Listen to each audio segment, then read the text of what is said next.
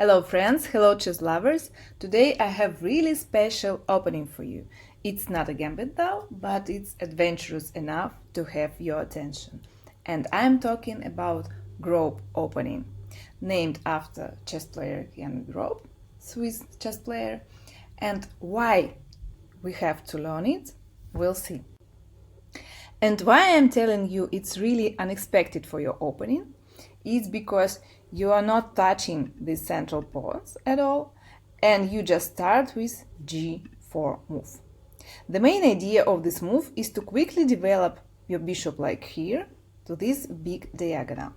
And when black sees this pawn, they want to develop with attacking it with their bishop, and they have this aim already.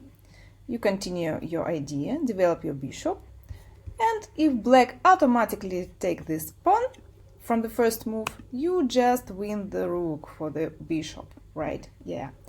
And this is the first trap, like on the second move of the Grob opening.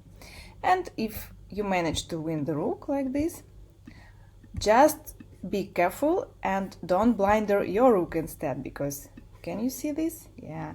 Just carefully play f3 to prevent giving your rook back.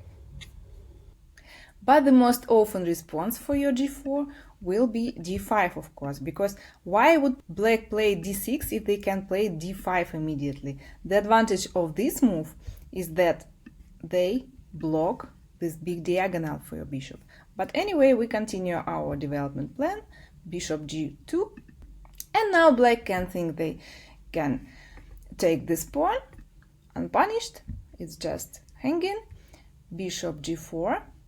What we are doing, we continue attacking this kind of pin pawn, because there is no way to take again. Yes, we remember that we always attack this b7 point with winning the rook the next move.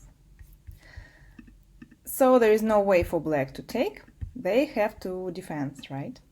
If they defend like this, we have this check. Queen a4 check.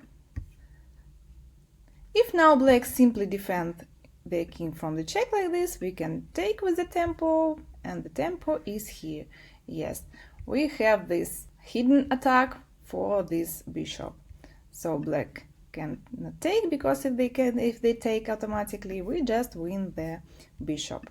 Such simple defenses with the knight do not work here, and what can black do here is to defend with the queen, and they do not let us this tempo.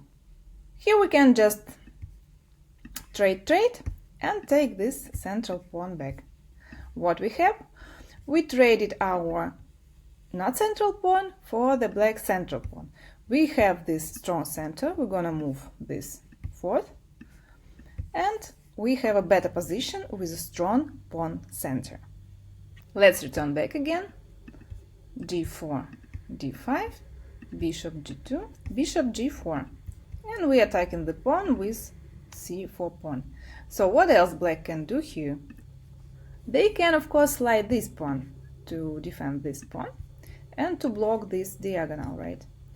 What we can do here, we of course trade, and we continue attacking this pawn, provoking black to move it forward with the tempo like this, and they can just blinder again this b7 point with the rook.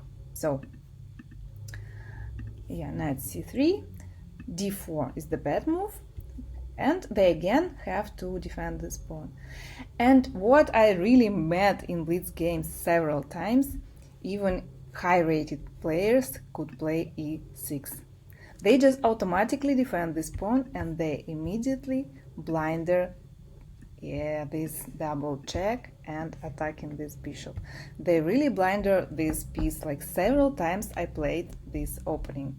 So this is the trap I really advise you to implement. Many of black players just caught into this trap. So let's start over again.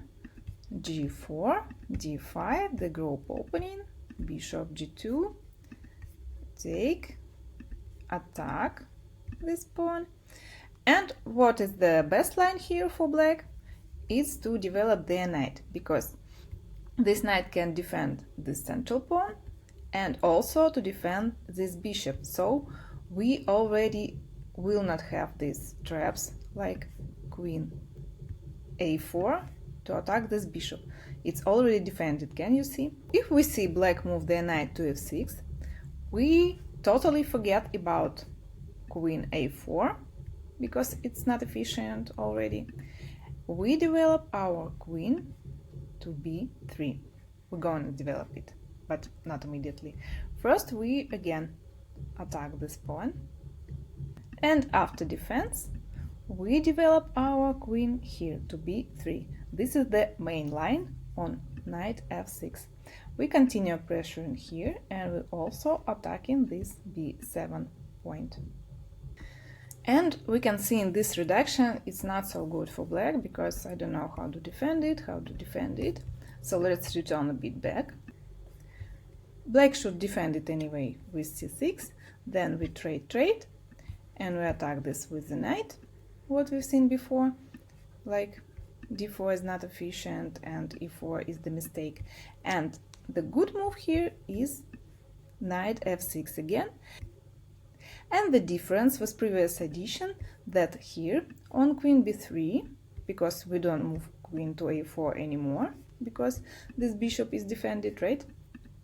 So queen b3 is the main line. We again trying to attack this pawn and this pawn, and here black had this trade, queen b6. What to do here? Just trade. We trade, and we taking back this pawn, this central pawn, with the bishop. Why with the bishop? Because after trade we have this strong knight attacking c7 fork point, right? Fork for the queen and the rook, and when they defend, we attacking also this b6 pawn. And what we have? Let's check. Black have to defend this somehow. We take this pawn, and we have just extra pawn, strong central extra pawn. The end game is lost for black.